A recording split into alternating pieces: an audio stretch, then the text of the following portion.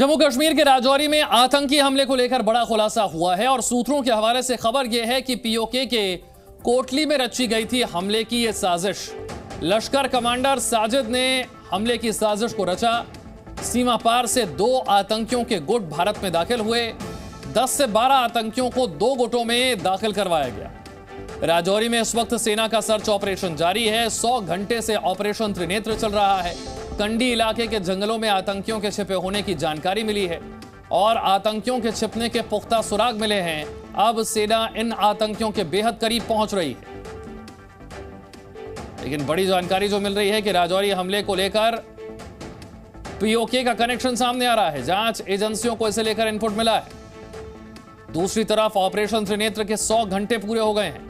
जंगलों में hi tech search operation चल रहा है। चप्पे चप्पे पर जवान तैनात हैं। आतंकी गुफा में भी छिपे हो सकते हैं।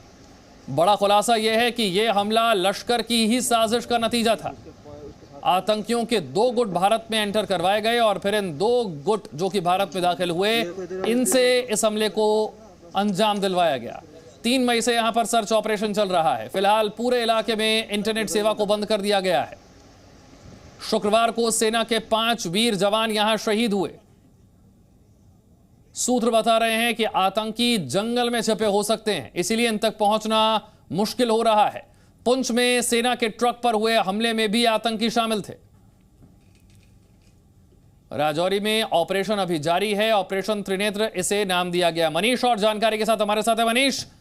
साजिश कहां और कैसे रची गई, इसे लेकर बड़ी अहम जानकारी सामने आ रही है। जी हाँ, बिल्कुल। देखिए, खुफिया एजेंसियों को शक है कि जो राजौरी में जम्मू में प्लानिंग की गई, ये प्लानिंग काफ़ी पहले से की गई थी और लश्कर जो कमांडर है साजिद जट, जो कि पाकिस्तान के रहने वाला है और जिसने कश्मीर के एक लड़की से शादी की है, वो पिछले कई दिनों से पाकिस्तान में बैठ कर के ख़ासतौर पे पीओके के जो कोटली एरिया है, जहाँ पर आतंकियों का लॉन्च जो टेररिस्ट कैंप भी है, वहाँ पर इस हमले की प्लानिंग तैयार की गई थी और उसने रफ़ीक नाइक का साथ लिया था। रफ़ीक नाइक जिसको सुल्तान भी कहा जाता है और रफ़ीक नाइक जम्मू का ही रहने वाला है, जिसके बारे में खुफिया एजेंसियों ने जानकारी जुटाई है। और रफ़ीक नाइक को जम्मू के अंदर जो आईबी का एरिया है, वहाँ से आतंकियों को घुसपैठ कराने के रास्तों की अच्छी खासी जानकारी है और इसके बाद ये प्लानिंग की गई। जो शक है कि 2 ग्रुप बनाए गए और इनमें से एक ग्रुप ने पुंछ में पिछले महीने, अगर आप याद करें, 20 अप्रैल को सेना के ट्रक पर उन्होंने हमले किए थे, जिसमें हमारे 5 जवान शहीद हुए थे। और इन्हीं ग्रुप को ढूंढने के लिए, इन्हीं आतंकियों को ढूंढने के लिए फिर सेना ने ये जो त्रिनेत्र ऑपरेशन शुरू किया, जिसके बाद हमने देखा कि पिछले हफ्ते शुक्रवार को जो दूसरा गुट था, जिसके बारे में एजेंसियों को शक है कि जो पूरी तैयारी की गई थी, इस ग्रुप ने, चूँकि ये ग्रुप गुफा में छिपा हुआ था और इसने ब्लास्ट किया। जो स्पेशल फोर्स के कमांडोज थे, जो ऑपरेशन में लगाए गए थे, जो 9 पैरा के कमांडोज थे, तो ये एक तरीके से पूरी प्लानिंग रची गई थी पीओके के अंदर। और सिक्योरिटी एजेंसीज़ की अगर आप बात करें तो रफ़ीक नाइक को और जो साजिद जट है, इसको होम मिनिस्ट्री ने पहले ही इनको आतंकी डिक्लेयर किया हुआ है। ये एक तरीके से होम मिनिस्ट्री के वेबसाइट पर भी इनका नाम है और लगातार ये बात कहा जा रहा है कि पिछले कई दिनों से साजिद जट ख़ास तौर पर कश्मीर में काफ़ी वो अपने ऑपरेशन कर रहा था। वो वहाँ से बैठ करके फाइनेंसिंग कर रहा था आतंकियों को। ड्रोन्स के जरिए जो वेपन जम्मू कश्मीर में गिराए जा रहे थे, उसमें वो बड़ा हाथ था। तो ये लगातार जो इसका नाम सामने आ रहा है, तो ये अब ये दिखा रहा है कि जिस तरीके से सेना, अब चूँकि ब्लास्ट हुआ है तो सेना बहुत ही स्लो ऑपरेशन चला रही है, क्योंकि कैजुअलिटी ना हो, स्ट्रेटजी थोड़ी चेंज की गई है। ये कोशिश की जा रही है कि आतंकी भाग ना पाएँ उस पार, और इसीलिए इंटरनेट को भी बंद किया गया ताकि उधर से जो बॉर्डर के उस पार से इंस्ट्रक्शन मिले थे आतंकियों को, वो मिलने बंद हो जाए। कहीं ना कहीं जासूस भी हैं जो मूवमेंट की जानकारी, हमारे आर्मी के जो जवान उनके मूवमेंट की जानकारी भी पाकिस्तान को या पीओके तक पहुंचाने की कोशिश कर रहे होंगे। तो ये बहुत ही कॉम्प्लेक्स इस वक्त ऑपरेशन है, लेकिन ये दिखाता है कि ये एक महज संयोग नहीं था। इसमें किस तरीके से पीओके के अंदर जो पूरे कैंप है, जो आतंकियों कमांडर्स हैं, उन्होंने किस तरीके से पूरे ये कार्रवाई को अंजाम दिलाया, जिसमें अब तक हमारे 10 जवान शहीद हो चुके हैं। विशाल, लेकिन 2 गुट आतंकियों के बनाए जाते हैं। 10 से 12 आतंकी एक गुट में होते हैं, दूसरे गुट में भी इसी तरीके से 10 से 12 आतंकी होते हैं, फिर इन्हें भारत में दाखिल करवाया जाता है। यानी कि जो प्लानिंग लश्कर की तरफ से की गई, वो प्लानिंग सक्सेसफुल हो गई। ये हमला यही बताता है।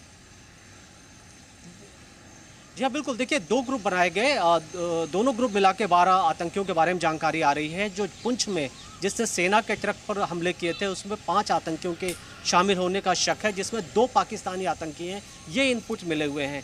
ये जो शुक्रवार को पिछले हफ्ते हुआ है, इसी का जो दूसरा गुट है, यानी जो 12 आतंकियों में से 5 ने पुंछ में ऑपरेशन किया और 5 से 6 ये हो सकता है कि जो दूसरा ग्रुप है उसने सेना पर हमले किए, जिसमें हमारे 5 स्पेशल फोर्स के जवान शहीद हुए। लेकिन आप इस बात को मत भूलिए विशाल कि जो राजौरी का इलाका है, जो हम कांडी जंगल की बात कर रहे हैं जहां ऑपरेशन चल रहा है, ये बहुत ही कॉम्प्लेक्स ऑपरेशन है, क्योंकि यहाँ बहुत से केव्स हैं, बहुत सी गुफाएं हैं और बहुत छिपने की जगह है, घना जंगल है, इसलिए आपको पता नहीं होता कि अगल बगल यहाँ पर कौन है।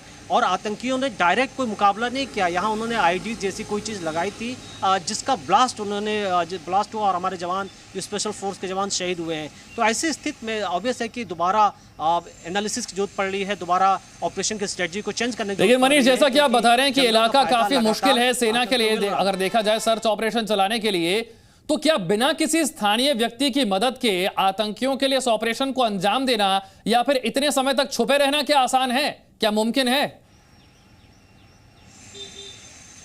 देखिए, सेना का अपना सिस्टम है। सेना ज़रूर कहीं ना कहीं जो लोकल स्थानीय वहाँ पर लोग होंगे उनकी भी हेल्प ले रही होगी, लेकिन यहाँ ये भी है कि ये बात कही जा रही है कि जो आतंकियों ने घुसपैठ की थी, हो सकता है कि वहाँ रफ़ीक नाइक जो हम जिसकी बात कर रहे हैं उसके शामिल होने की बात तो है, लेकिन वहाँ लोकल कोई ना कोई ऐसा उनको सपोर्ट भी मिला होगा जिन्होंने इन आतंकियों को घुसपैठ कराया होगा या कहीं पर छुपाया होगा। ये जो जम्मू कश्मीर पुलिस है उस एंगल से वो इन्वेस्टिगेट कर रहे हैं। लेकिन जब भी ऐसे ऑपरेशन होते हैं तो फोकस इस बात का होता है कि पहले ऑपरेशन को ख़त्म किया जाए, क्योंकि आतंकी जब तक मारे नहीं जाएंगे या जब तक इनके बारे में पुख्ता जानकारी नहीं मिलेगी कि ये बॉर्डर क्रॉस करके वापस चले गए हैं, फिर ये हमले कर सकते हैं, फिर आकर के हाईवे पर अटैक कर सकते हैं। और इसीलिए सरकार की तरफ से जो आर्मी है, पुलिस है, वो मिल करके पूरे उन्होंने उस एरिया को घेरा हुआ है और यही फोकस है कि जल्द से जल्द इन आतंकियों को खत्म किया जाए। ऑपरेशन त्रिनेत्र चलाया जा रहा है, हेलीकॉप्टर के जरिए पूरे इलाके की निगरानी की जा रही है, जो तस्वीरों में भी आपको नजर आ रहा है। Zee News.